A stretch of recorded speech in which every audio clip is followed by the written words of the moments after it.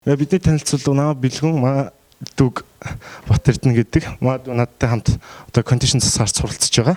Одоо тэр тэмцлүүдээр харагдсанаас бэлэн таас дээш байна. Энэ бол үнэхээр асуудалтай. Хүний эрүүл мэндэд сэргээр нөлөөлөх шинжилгээ гэж манай үзэж байгаа.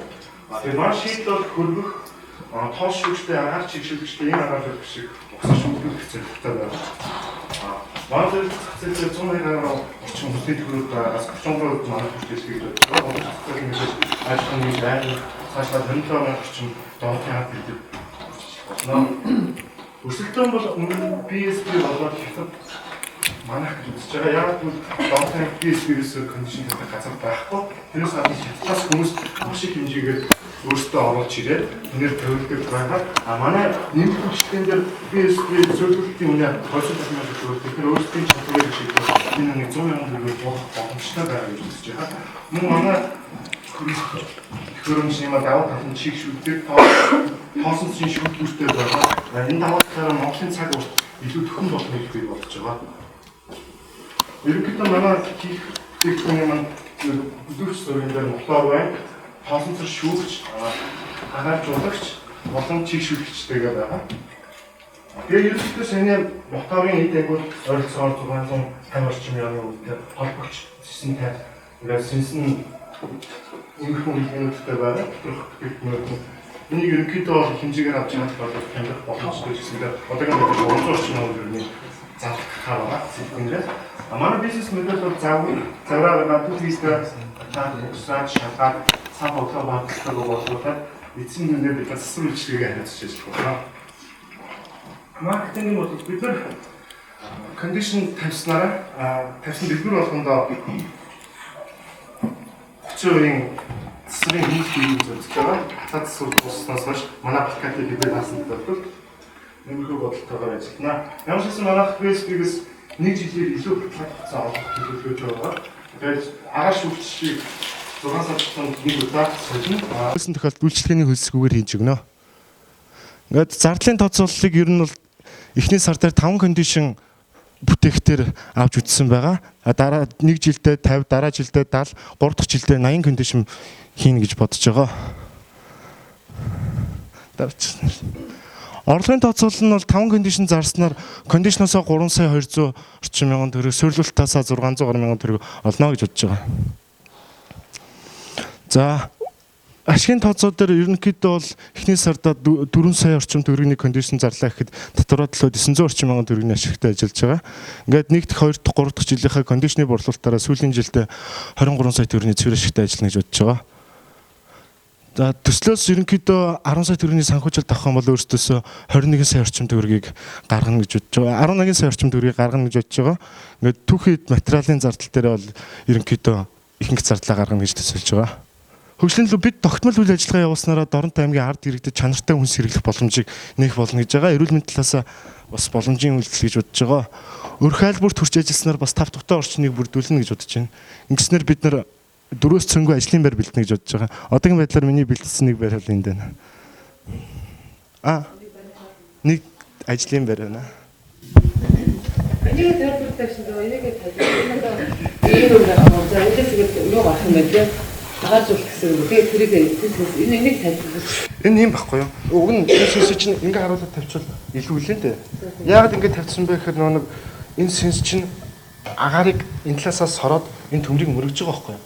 Тэгэнгүүт тэнд очиод хөөгдөн болно. шил хөдөн болно. Та энэ бариад зодож сэвэдэн байна. Тэгээд цаана нөгөө бүтээгдэхүүн тэр цаатлын ханыг очиж мөргөөд буцаж гарахтаа энэ төмрийг 2 удаа мөргөх боломжийг олгож байгаа байхгүй юу? Тэгснээр 2 удаа мөргснээр агаар илүү хурдан хүйтэн болно гэсэн үг. Нэг удаа мөргөөд гарах юм бол хүйтэн агаар гарахгүй. Тийм болохоор угаасаа кондишн одоо гэртээдэг кондишныг хүмүүс чинь үлээдэг гэж боддог бол цаашаа болдог. Нааш үлээдэг. Ойсоо агаар нь тэр агаар нь амар олон ихтэй. хүмүүс одоо захиалгын дээр ч үзэн юм хэлээ. Тэг ер нь бол би өглөө 9-оос орой 11 цаг хүртэл явдаг юм байна. Ажилдаа бол.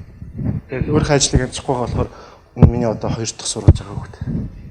Одоо нэг хөлсний бүтээгдэхүүнүүд одоо чинь талах гэдэг хэдшингийн температур байх боломжтой гэсэн мэ тийм. 10-аас 25 градус гэж байгаа. Гурилан бүтээгдэхүүнүүд бүгд 10. Энэ ойролцоо одоо энийг барьж гэсэн үү? Үгүй тэр тасалгааг тэр чигт нь ер нь бол энэ хөлтөх одоо кондишн биш үү? 18-аас 25 градусыг барьж яддаг байхгүй юу? Тэр тасалгааны температурыг 18-аас 25 градусд байрснаар тэр талах муутахгүй чанараа алдахгүй байх боломжтой болж байгаа. Ер нь бол мэрэгжлийн ялтын газраас байнгын шаардлага тавьж байгаа л та. Ингээд энэ зүйлүүдийг хийгээ. Тэр надад ч одоо чиний яг шинэ санаа чинь Монголын супермаркет бүр том юм кондишн авчир барьсан гэдэг шиг тий. Тэрнээс одоо юугаараа давуу талтай хэмжэлтэй байх бол тэр миний давуу тал ерөөсөө одоо энэ тоосон цар одоо чигшилт манай монголчин тэнд хуурай амьсгалтай тэрнээс хамаараад тоостой байдаг шүү дээ. Тэгэхэд одоо ингээд хятад ч юм уу те ингээд ийшлэнгүүд чиглэг ур амьсгалаас хамаараад тоосон царын хэмжээ багасалтай чигшилт өндөртэй байдаг шүү дээ. Манайхтай харьцуулахад одоо гаднаас орж иж байгаа бүтээгдэхүүн манай ур амьсгал тохирохоргүй байхгүй юу? Хэрвээ би өөрөө хийж чадах юм бол чигшүүлэгчтэй тэгээд тоосны шүүлтүртэйгээр хийж байгаа юм л та. Гэхдээ би яг параметраас хэлбэг бол хятадаас өмнө Монголд үүсэн байна. Одоо шинээр одоо энэ агаар жуултын системийг одоо чи өөрөө яг угсраад ингээд хийгээд байгаа юм шүү дээ. Энэ ч одоо ямар нэгэн патенттай юм, патентжуулсан юм байгаа юу? Одоо энэ инженерүүд одоо яг мэрэгжлийн хүмүүс одоо энэ загварыг бас гэр бүлийн зөвшөөрч тэгээд аюулгүй байдал тийм найдвартай ажиллахааг энэ бол мэрэгжлийн хүмүүс одоо танилцуулсан. Би дөнгөж хэрэгжүүлэх шатны дээр л ерөнхийдөө өөрөө хийж явж байгаа л да. Яг тэгээд мэдээж модель загваруудаа гаргаад хийж үзээд мэдээж энэ чанар шаардлага хангахгүй юу тий. Тэгээд энэ зах зээл нэлээд болохгүй юу гэдгийг шийдэх хүмүүс байгаа. Тэр ямар ч эцсийн хүртэл өөрөө хийх юм. Тэгээ олон улсад бол угаасаа юм чигшүүлэгч энтертэй кондишнер бас байдаг шүү дээ.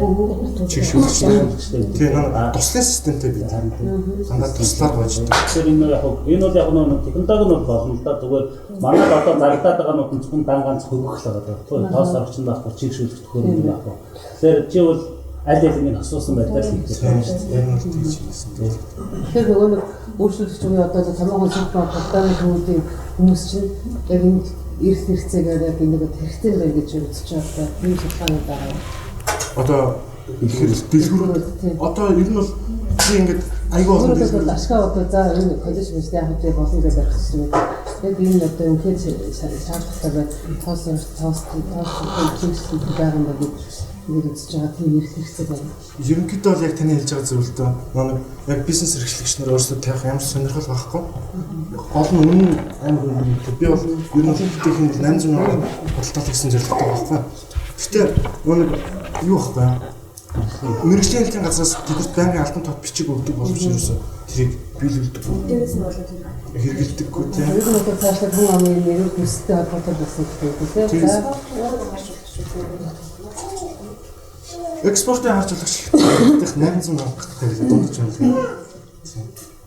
Ер нь бол 800-аас Монгол мөнгөөр жижиг томоос хамаараа 5 сая 6 сая их ч болно. Ишлэн Исламка том жижигээс Тэгээ медиа төлөөс хамаарч тийм хүчин шалтгаанаас хамаараа. Би ер нь бол яг ерөнхийдөө нэг жижиг дэлгүүрүүд байдаг шүү дээ. Яг тэдний хэмжээнд зориулж ерөнхийдөө нөлөөг нь харах чад байгаа л та. За. Таван сэтэл асуултын цаг зүйдээ байна. Ийм сэтэл. Энэ зүйл таг бүхтэй байна. Одоо юу яах гэсэн те ажлын байр хоёроор нэмэгдүүлэх гэсэн юм байна. Ер нь бол хоёроор нэмэгдүүлэх зорилготой байна. Ямар ч юм ажлын байр нэмэгдүүлэх гэдгийг ер нь одоо түрүү залуучуудыг анхаарахад нэг хүн ажиллаж байгаа юм нийгмийн дадлын шимтгэлийн төлөв хэмжээч нөгөө ажлын байр нэмэгдүүлэх шаардлагатай шин. Тийм талаасаа шин тоомдод орж нөгөө талаасаа нөгөө хүний нийгмийн дадлын шимтгэлийн төлөвтэй нийгмийн хамгаалалт зэрэг гэсэн. Тийм манайх одоо яг төлж хэлж байгаа. Манай танахаас манайх мотор ордог байхгүй давхар. Хөрөгчний бүр том мотор ордог чинь карамараа мотор ордог. Тэгээд яг тэр чиглэлээр бас өмнө стартап орж ирсэн. хавралт авсан.